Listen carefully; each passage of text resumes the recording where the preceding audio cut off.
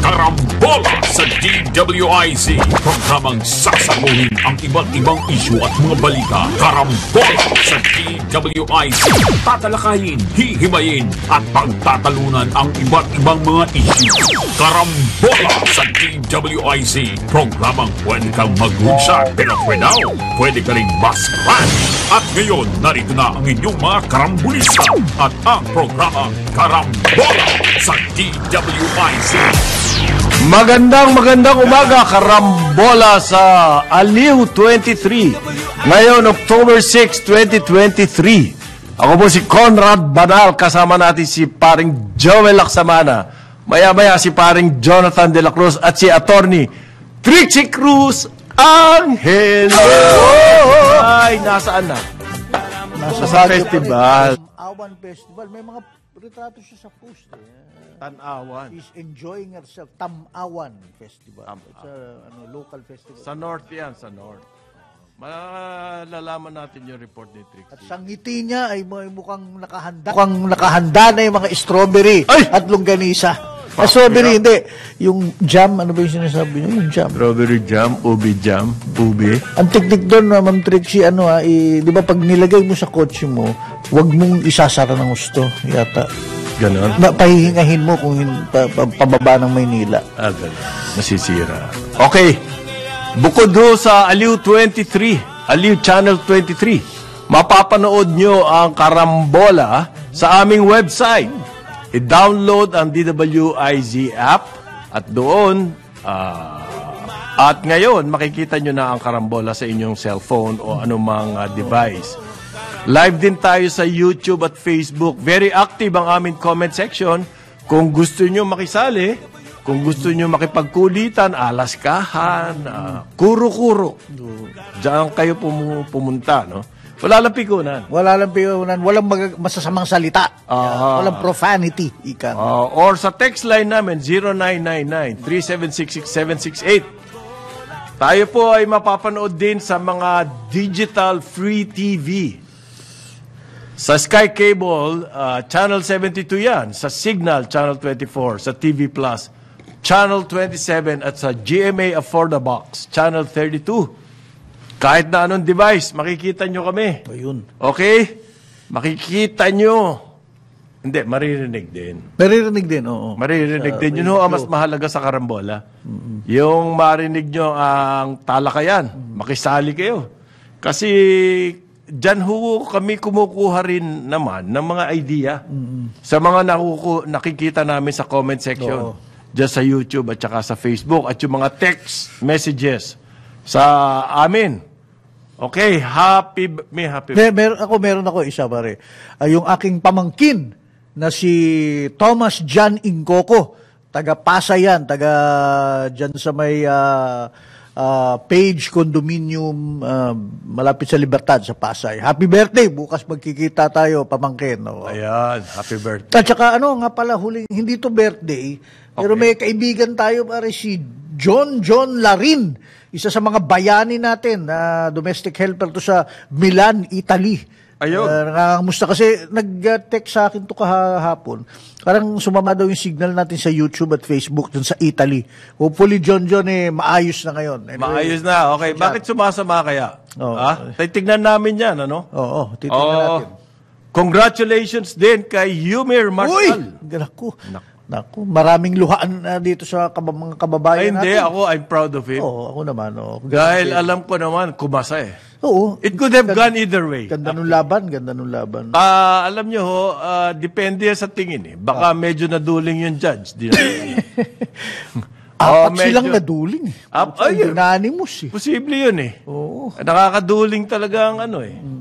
Well, you have to consider one, okay. Ganun ho, si Yumir Marshall. Oo. 3 rounds siyang kanyang laban. Yung first round, natamaan niya ng matindi. Yung kanyang kalaban. Mas malaki sa kanya, di hamak, standing 8 count. Sa second round, ginantihan naman siya noon. Oo. Na standing 8 count din siya. Yung third round, makikita nyo, halos even. Oo. Kaya ang score ng mga judges, isa lang ang lamang nung kalaban. Okay? Ni Yumer Marshall na mukhang taga-Mongolia. Yeah. In fairness, hindi nag-Floyd Mayweather. Good morning, paring Jonah. Okay, good morning. Hindi nag-Floyd Mayweather tong Chinese guy. Hindi Pumalag. Nakipagpalitan, kumasa. Bumabato rin ng suntok eh. Parang si Boy Kasa. Boy Kasa. Kumakasa siya. Pare. Kumakasa. Pero ano yun? Magandang laban yun. Magandang showing. Pero nakita mo Sabi nga nila, it could have gone either itong way. in China naman, yung buong bayan yata ng Hangzhou kinarga dun sa loob ng stadium eh. Lahat na nag-cheer eh. Kasi, ganun talaga, Hindi, tsaka received na banatan yun. Pero congratulations sa Silver, pare. Silver, bro. At Alam mo, Olympic siya. Nasa kung hindi niya napatulog yun, talagang tagilid siya. Tagilid. Maski anong klaseng laban. Kaya first round pa lang, banatan eh. Pinupog niya ng gusto eh. Banatan na yun. Binigay lahat ni Yumer ang lahat. Hanggang kahuli-huli na, ubusan na nga ng gasolina. So, deep in his heart, alam ni Yumer, kailangan niyang patulugin dahil home court. Home court yun. Home court. Hometown decision. Ganyan talaga. Iba yun. Hindi lang ho ngayon nangyari yan. Wag na kayong loob. Pero dapat mag-congratulate natin si Yumer tsaka si Cause for celebration. Meggy Ochoa. Meggy Ochoa, matindi yun. Magaling siya. Ayun eh, may injury na. Ng injury. Grabe ha? Alam mo sa totoo, sa contact sports naman kasi. Grabe. Once umabot ka sa finals. May injury, lumalaban. May mga injury na yung mga yan eh. Playing injured. Sabi siya. Isang dabukal na painkiller daw iniinom niya. Parang pakaabot siya sa umiyak siya after nanalo. Umiyak siya si Meggy. Magaling siya. Tsaka yung kalaban na rin niya dati. Training partner niya yon, yung kalaban niyang taga-UAE. Yung taga-UAE. But it was a hard-fought victory. Grabe. Congratulations. Dalawa na ang gold natin. Dalawa na. Good harvest to. Oo.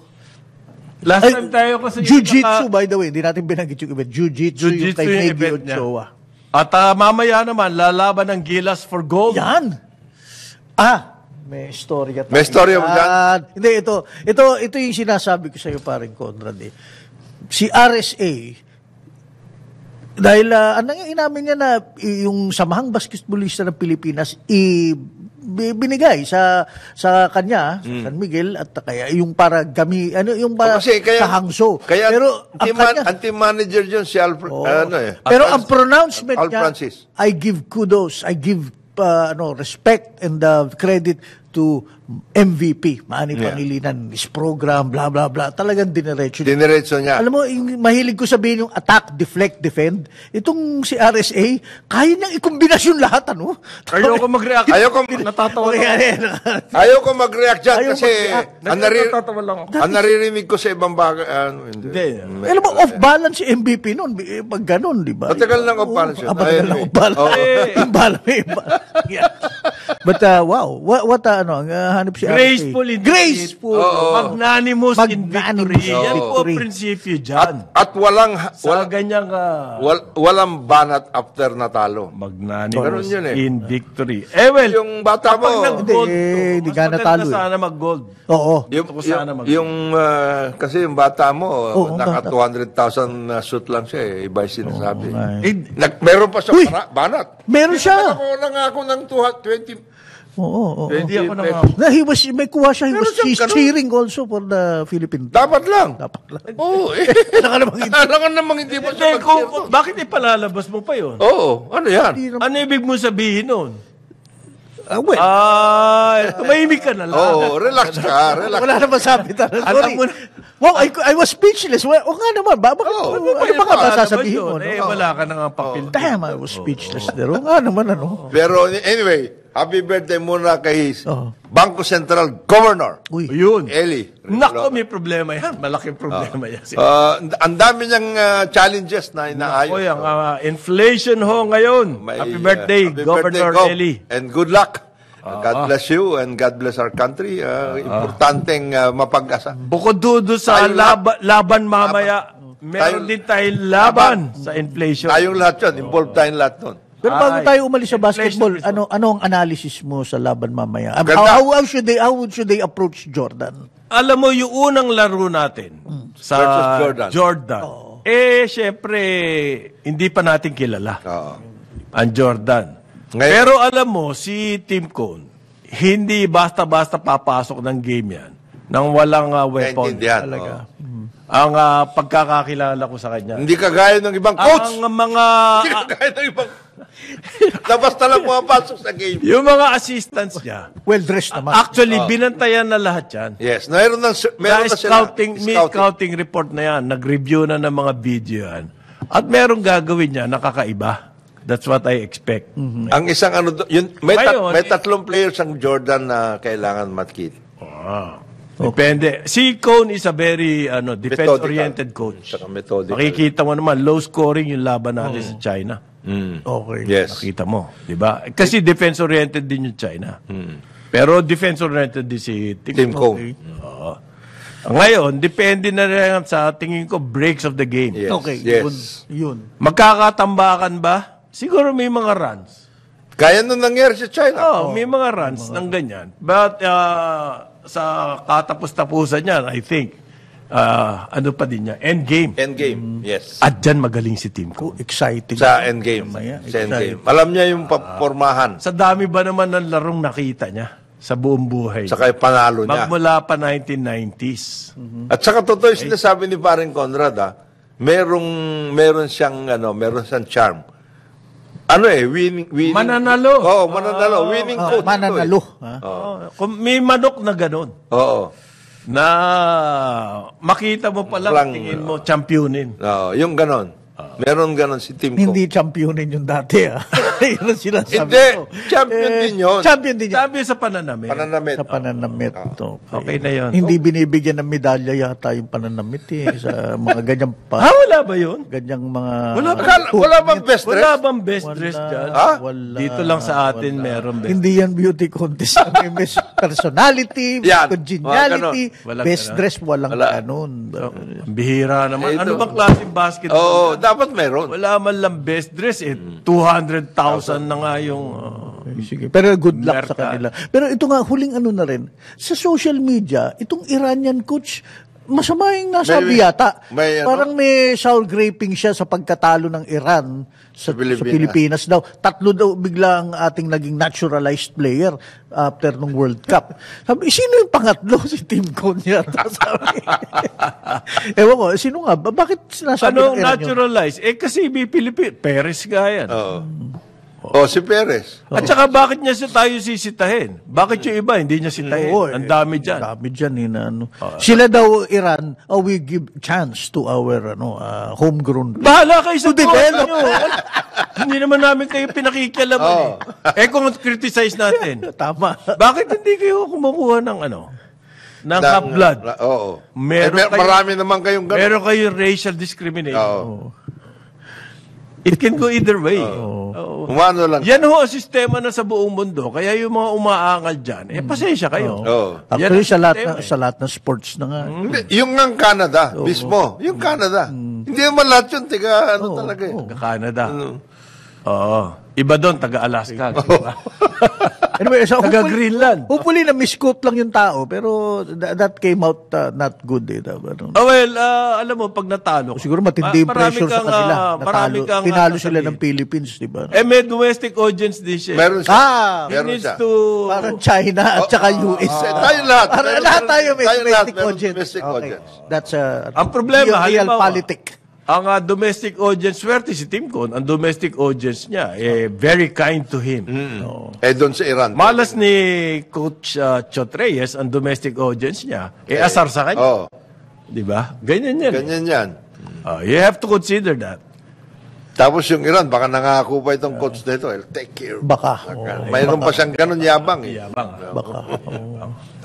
Delikado yan. Delikado yung mga ganon. Yung mga nagsasalita ka na wala Usually, talaga. domestic audiences are based on performance din naman kasi. Yes, definitely. I mean, kahit naman, ugali mo, maangas ka. Kung napagpapanalo ka naman, championing ka, the domestic Hindi, audience usually forgets that, bro. Sa sports yung angas, Oo. ano yan calculated. Wag Hindi puro angas. pwedeng natural na angas. Angas ka.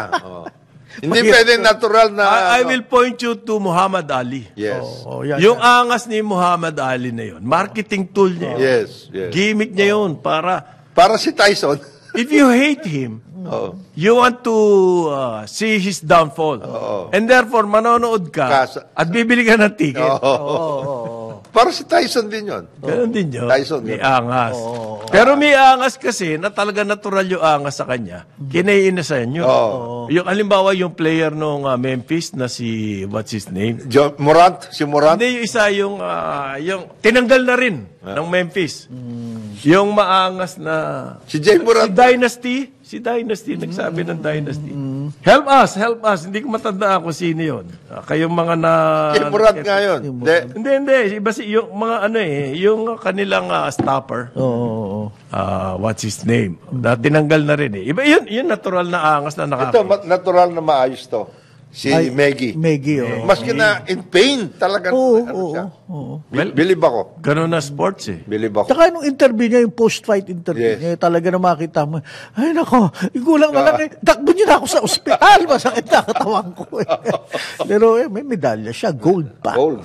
And she's gonna remember that. Yes. Life. World champion na pala yan, 2 beses eh. Sino? Siya, Si Maggie? world champion. Sa division niya. Sa division niya. Pero sa Asian, first niya.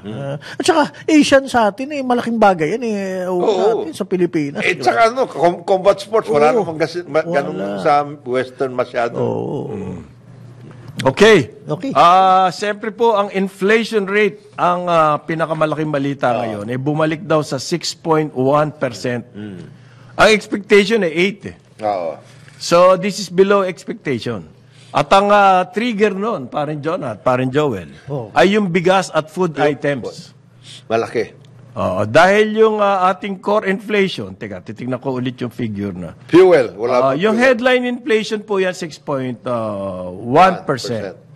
Ang ating core inflation, nasa lamang, 5%.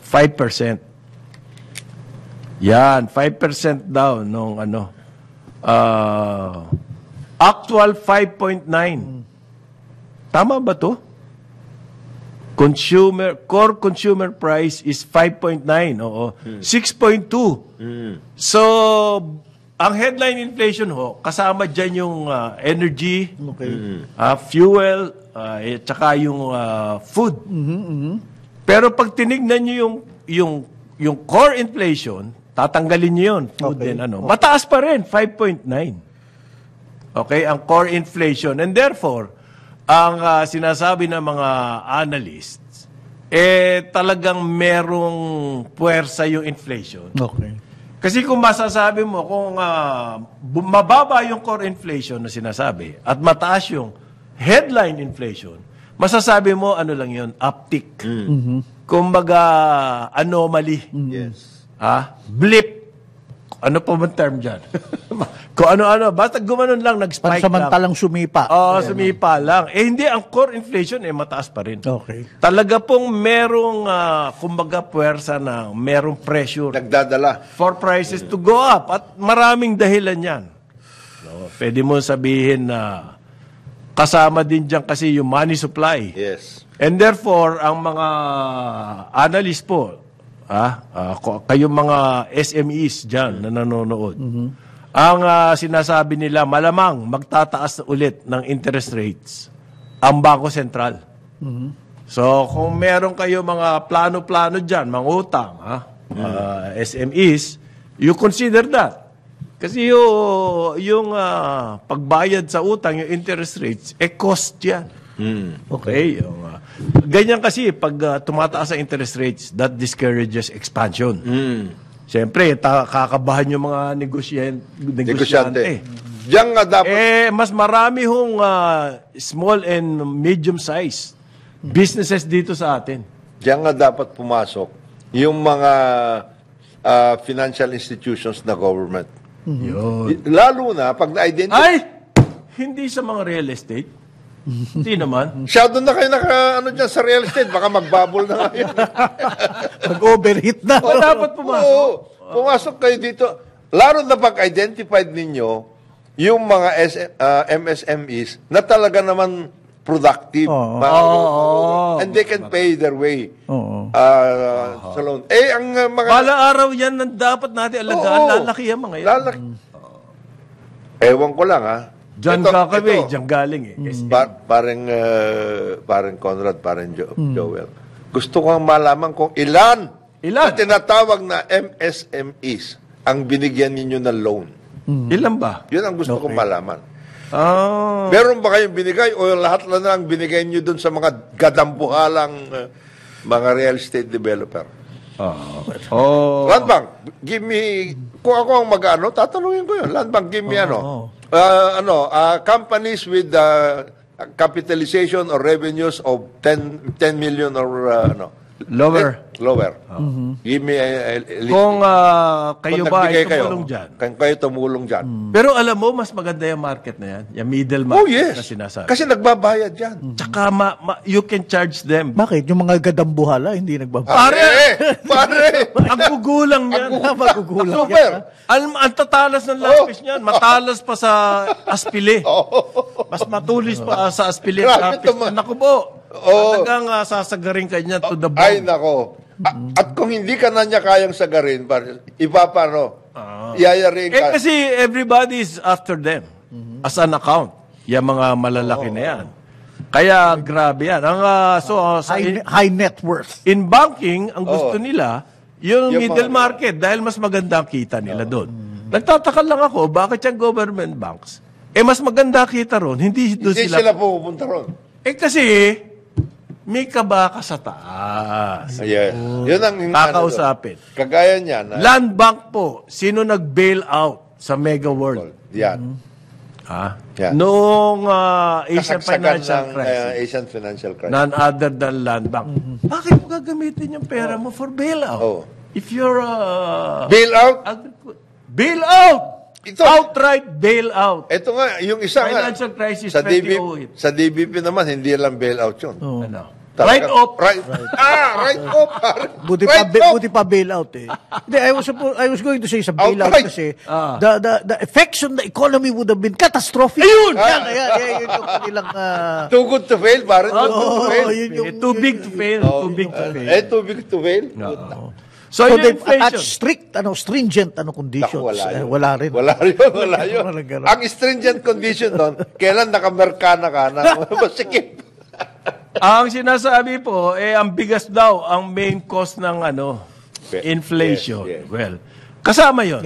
Kasi 5.9 yung core at 6.1 yung headline. At dun sa headline, kagaya nga na sinabi ko, kasama na yung food. Oh, yes. Ang bigas ho kasi malaki ang weight. Diyan sa food. 35 ata sila sa food. Kumbaga, yung sa budget ng isang Filipino family, sa bawat 100 piso, 35 pesos ang ginagamit. Baka hindi na ngayon. Baka mas mataas pa yan. Yes. So, pero by the way, 62% nakalagay dyan sa kuryente. Ang malaki ang tinaas. Malaki rin. Kuryente at saka fuel. Yun na nga Yun ang pero katakataka yung core 5.9. Medyo mabigat yun. Kasi lahat tumataas na Rent. Lahat. And everything. Ngayon, magtataas ang central bank ng rates. Interest rates. Yan ang inaasahan dahil nga mataas yung core inflation. Meron nagsasabi, ang tingin ng central bank, pababa yung inflation. A lot of people share that in the financial system. Even yung mga nagbabantay po ng Philippine economy abroad. Yung meron mga kwan dyan analyst. Okay, may mga services na ina-analyze yung mga datos ng Pilipinas and then binebenta po yan sa mga investors, financial institutions, kung sino yung mga ganyan. Pag yan ang tinignan nyo, ang tingin nila sa inflation rate natin, pababa rin. Yes. Ang question lang dito ay kailan. Kailan, yes. Kailan nyo ma-achieve yung babalik tayo sa ganong range?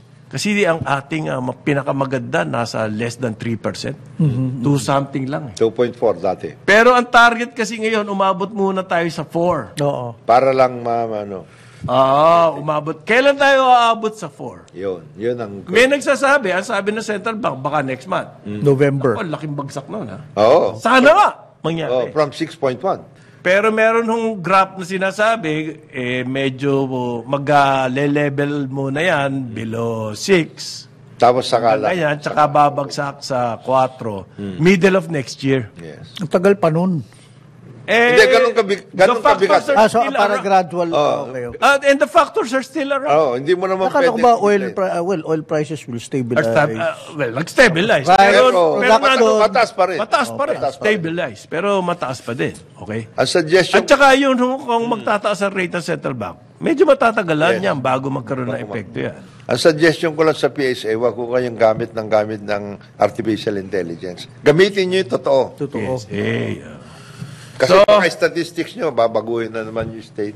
So, ang announcement po ng PCO, yun daw pong panel ng anti-inflation ng gobyerno, ang suggestion, ibagsak ang tariff. Iyon na naman. Mamaya po, pag-uusapan natin yan. naman tayo. Mamaya pag-uusapan natin yan, joke na yan. Magbabalik ang karambola sa Aliw 23, 8:30 ng umaga.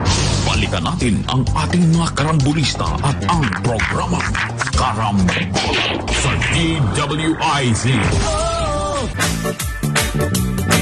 Tayo, karambola sa Aliw 23, October 3. October 6.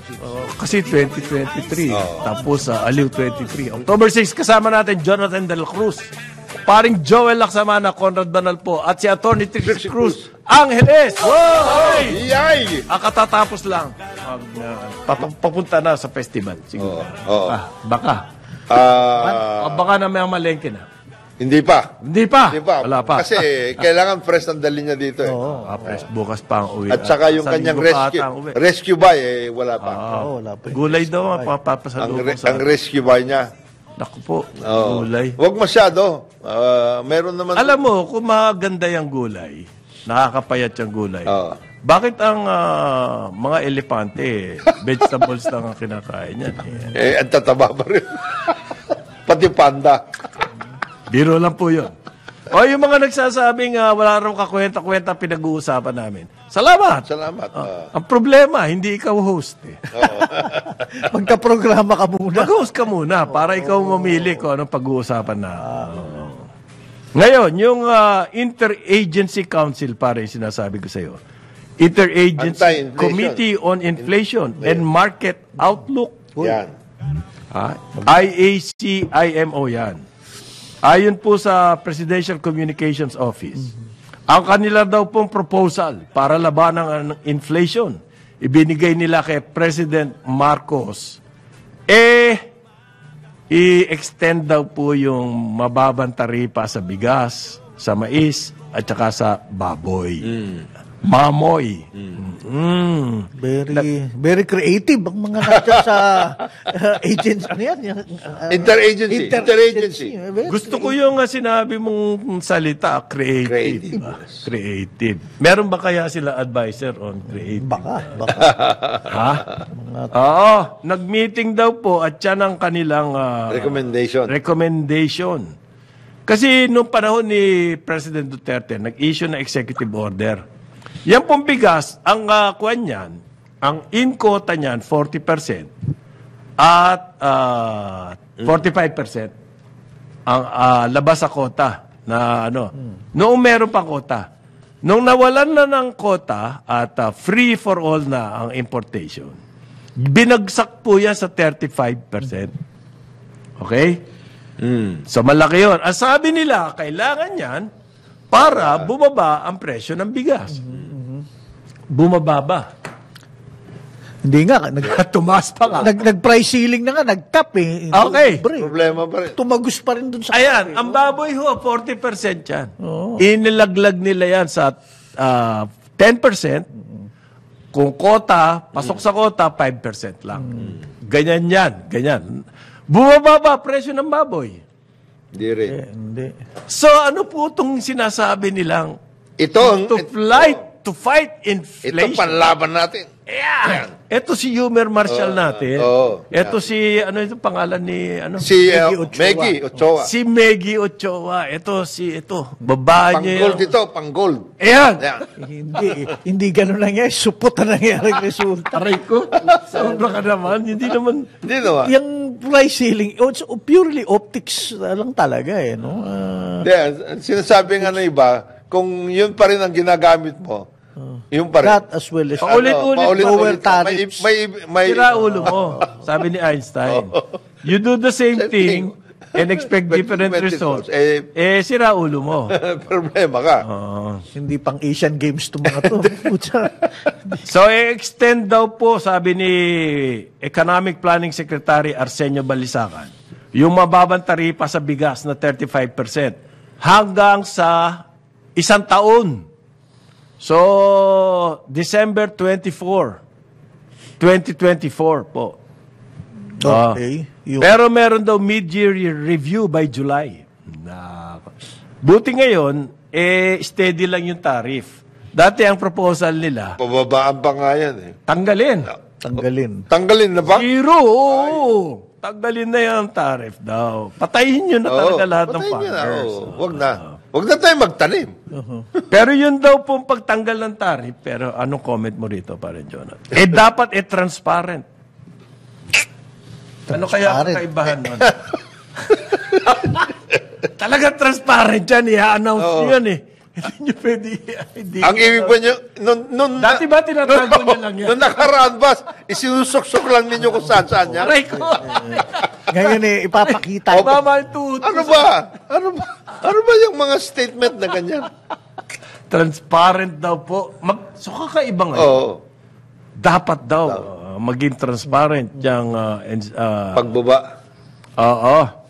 Kasi daw kailangan yung transparency para doon sa health concerns.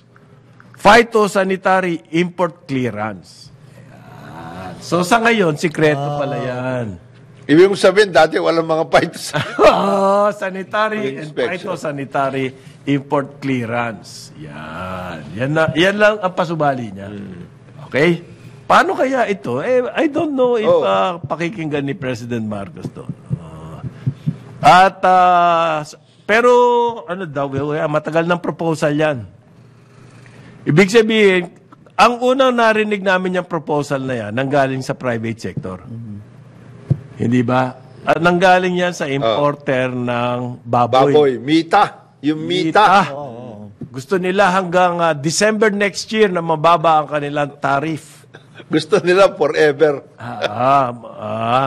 Na hindi naman bumababa. Ang taas pa nga ng presyo ng pork. Oo. Okay? Nananamantalan na yung mga yan.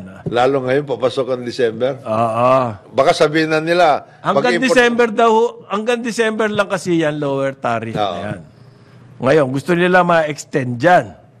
At ang kanilang dahilan, rationalization, para daw labanan ang importation. Baka naman gamitin pa niya pagpasok ng Pasko. Pero meron ibang balita. Bumper crop po, ang rice harvest. ang rice. Rice harvest. Magkasalungat. Ang nangyayari sa ground, Kesa dun sa tumami ang supply and everything. Ang gusto ng ating mga economic managers, babaan pa yung tariff sa rice. May bumper crop na. Babaan pa yung tariff sa rice. Ano ibig sabihin nun? Yung mga mamimili. Talagang babaratin nila yan. Babaratin nila yan. Kaka-import kami. Mas mura. Mas mura yan. Kasi ano, bigay mo na. Yan ang mangyayari dyan. Paano yung bumper? Yung bumper crop nga ho, medyo bababa ang presyo ng pagbili ng palay from the traders. At malamang daw, bumaba ang presyo ng bigas kahit mga 3 piso bawat kilo. Dahil dyan sa bumper crop na yan. Okay? Ang may sabi po niyan yung Philippine Rice Industry Stakeholders Movement. Yan po yung private sector. Sila nakakaalam yan. As a matter of fact, ginawa rin ng gobyerno. In-announce na ni Presidente. Okay. Pataasan ninyo yung support price, NFA. Tama. Ayos ninyo yan, ha? Para kumita yung Para mga farmers. ngayon, sana masalo natin lahat itong bumper rice harvest na ito. Ang problema nga dyan, kung nakataya ba o nakatayo na yung ating mga post-harvest facilities. Yun ang drying. Hindi. Kaya asa na Matagal naman yun yan sa mga private. private. Di guguluhin na naman na yan. Record daw po ang projection nila ng record ang milled rice output. Yan. At mahigit 13 milyong tonelada. 13.1. Ang record natin, 13.1 ang million. Ang record natin, 13 million. Okay. So, nag-increase tayo ba? By, Pero compared to the last harvest, malaki po ang inangat ngayon. sana naman, pinagbigyan niya ng Land Bank at saka DBP, yung mga rice millers kagaya ni na Joji ko. Siya ang presidente ng rice millers. Pinagbigyan na. Kasi sinabi nila dati, bigyan nyo naman kami ng ayuda. Ang ayudang hinihingi namin, babayaran namin. Ng magandang financing package kasi magtatayo kami ng bagong mga rice mills. Luma na yung rice mills natin. Marami nasasayang. Marami nasasayang doon. Ewan ko, baka hindi rin nabigyan yung mga yan. Mag-real estate Bakit may real estate ba sila? Ba't sila bibigyan? Joji, ang suggestion ko sa'yo, gumawa ka rin ng subdivision. Ayan. Ang tabi ng rice mill. Rice mill. Ayun, mapapautak Baka pa dahil yung return on investment ay Mataas.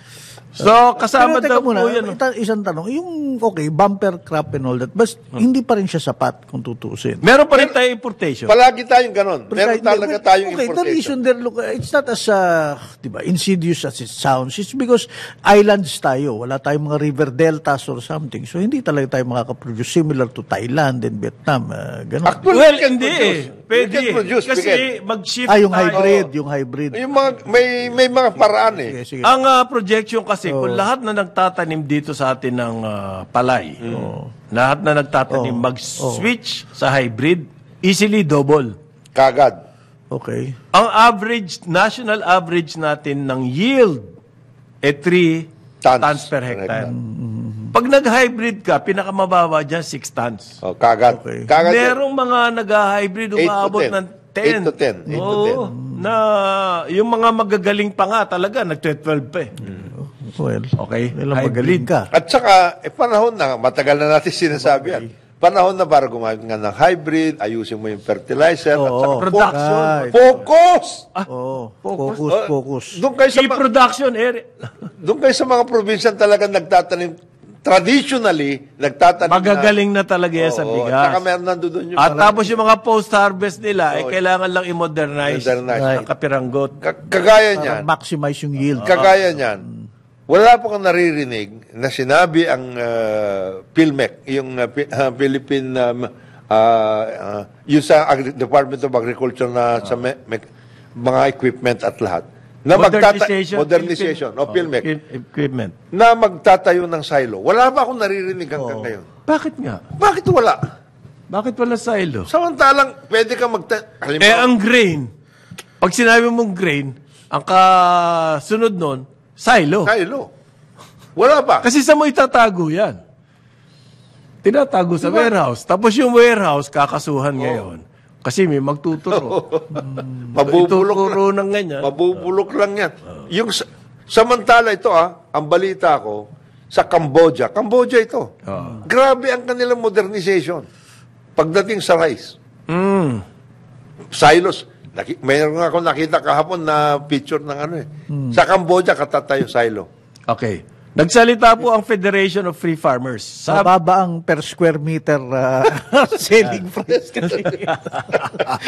Whether vertical yan o horizontal. Anyway. Sabi po ng FFF, ito sinusundan namin itong asosasyon na do kasi sa aming pananaw, sila ang nakakaintindi na situation dyan sa bigas lalo na among the farmers. Yun daw pong pagtanggal ng price control sa bigas, makabubuti yan sa mga farmers. Okay.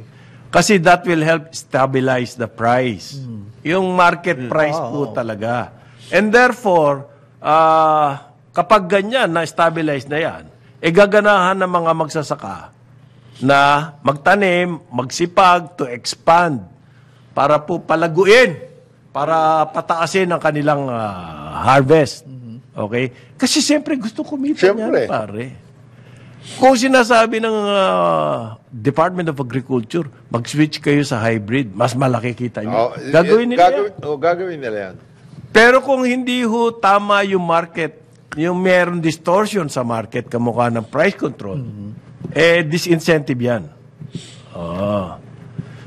Pati ang FFF, ang sinasabi nila, ang tingin nila, bababa ang retail price ng bigas.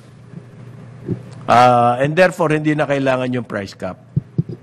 Pero aabot ba doon sa 40 at 45? Kasi bago nagka-loko-loko yan, medyo mas mataas na sa 45. Ang well-milled. Umabot nga sa 50 yan eh. Yun nga, bago nagkaroon ng, kumbaga, hoarding. Mahigit na sa 45 yan eh. Kaya hindi ko alam kung saan nanggaling yung price ceiling na 45 sa well-milled rice. Okay. Maaasahan ba natin? Sabi nila, 3 pesos down. So, kung nasa 50 ngayon, aabot ng 47. Pero hindi lang 50 eh. May mga iba, hindi.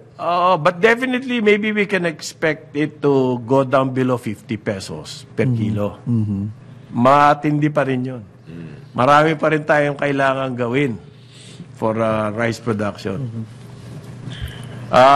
Pero ang ito pa, last item po ng FFF. Pero kailangan pa rin daw, habulin niya mga smugglers tsaka price manipulators. Siyempre. Kasi wala naman nangyari. Nagkaso. Kala ko ba nagkahuli? Kinasuhan na? May nagkaso, may nagkaso. apat na... yung mga korporasyon, sinabihan ng presidente. Minename niya yung mga companies. Nag-hoarding. Okay. Sabi po, mamaya-maya pag-usapan natin ito. Gusto nyo ngayon na. Sabi ni President Marcos, 100 milyon coconut trees. Ay, oo. Yes. Yan ang sinabi na dati, nung nagkaroon ng 50th anniversary ang PCA, yun ang sinabi ni Presidente rin. So, reiterate niya na yan. During his, his administration. At sana daw ipagpatuloy kahit na tapos na yung administration. Yes. Tama yan. Related to sa ating agriculture. Kasi marami hong sektor ng agriculture nandiyan sa coconut. Yes. Coconut ho ito, hindi palm oil. Ano bang difference nun? Parehong palm, pero hindi ho, ito, coconut. Iba yung iba pa. Pagkaiba yung palm. Nag-meeting ang presidente kasama yung Philippine Coconut Authority. Yes. Sa Malacanang mismo. Tungkol doon sa replanting project. Yes. 20 to 25 million a year ang gustong ipatanim ng ating presidente. Ito ang tinatanong ko gusto ko maging successful. Okay. Mas kinakalahati lang nung target ma-achieve. Ayos na yun. 50 million trees. Malaking bagay na yun. Pare, asan yung mga coconut oil mill? Ha? Kailangan mo pa rin i-process yan. Hindi naman pwedeng puno lang ng puno. Hindi pwedeng... Yung harvest ng coconut, saan mo dadalhin? Hindi pwedeng... Nasaan na yung ating mga coconut oil mill? Hindi pwedeng cocoa water. Oo nga. Look, the MPIC Group is going into coconut oil water production. 50 million trees? Processing. Hindi naman. 100 million Hindi trees? naman. Baby steps muna. Baby steps. Yun naman, masyado kayong... Asan But po? they're doing it. Ito yung point focus. dito. Okay. Halimbawa, yung bigas, hybrid. Maging successful, magdoble. Nasaan yung ating At least, asan silos? Sana yung silos. Asan yung mga Yan ang rice mills? sinasabi natin palagi. Asan yung warehouses? Asan yan? Hindi pwedeng kasabay yan. Hindi pwedeng stand-alone na program yan. Meron downstream, may upstream. Para rin yan yung sinasabi pa rin, Conrad, tungkol sa coconut. Yeah. Totoo. Kailan talaga tayo mag-replanting? At Matagal madali yan. Madaling gawin yan. Matagal na nating wala. Ang kailangan dyan, pera lang kung may pera ka, matatanim mo, magagawa mo yan, at gaganahan din naman Saan namin dadalhin mo, sir? Pagkatapos pag-harvest namin. Magtayo tayo ng subdivision dyan. Lagyan nyo yung mga bahay. Ng mga... Coconut lumber. Lumber. Gigibain din yung coconut trees. Isipin mo yung gano'n. Total. Asan ho? Hindi kasi nga, yung mga coconut oil mills na... Miyari. May hawak ho niya mga coconut oil mills, yung mga lalaki yung CIIF. Okay. Pwede ba ikwento ko yung history? Yes, please. Coconut Miyari rin yun. Industry Investment Investment Fund. Fund. Noong panahon ni Marcos, yung naunang Marcos, itinatag yan. Dahil nga, kawawang-kawawa itong mga coconut farmers. Para nangyayari sa bigas yan napakamurang binibili sa kanila. Kopra. Tapos, Kasi i-export yung kopra.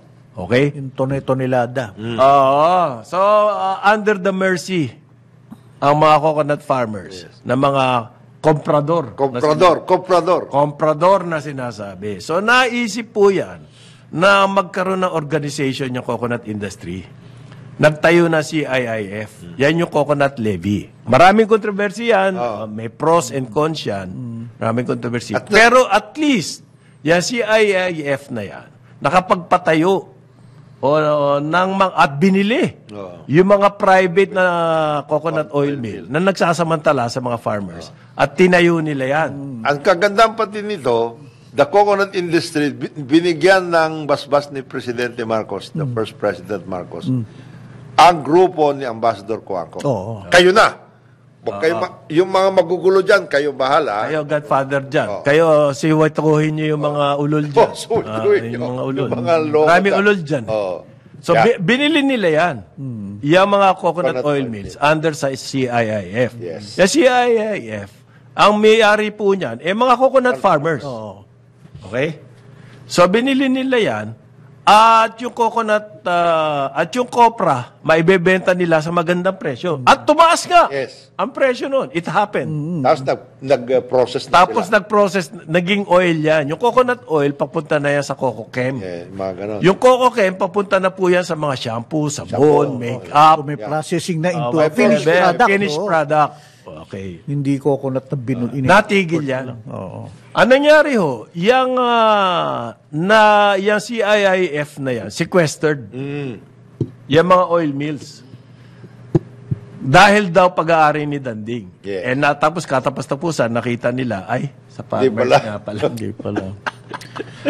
Meron lang po. Nangutang lang si Danding dyan. Kumuha siya, nangutang siya dyan. Ininvest niya sa San Miguel.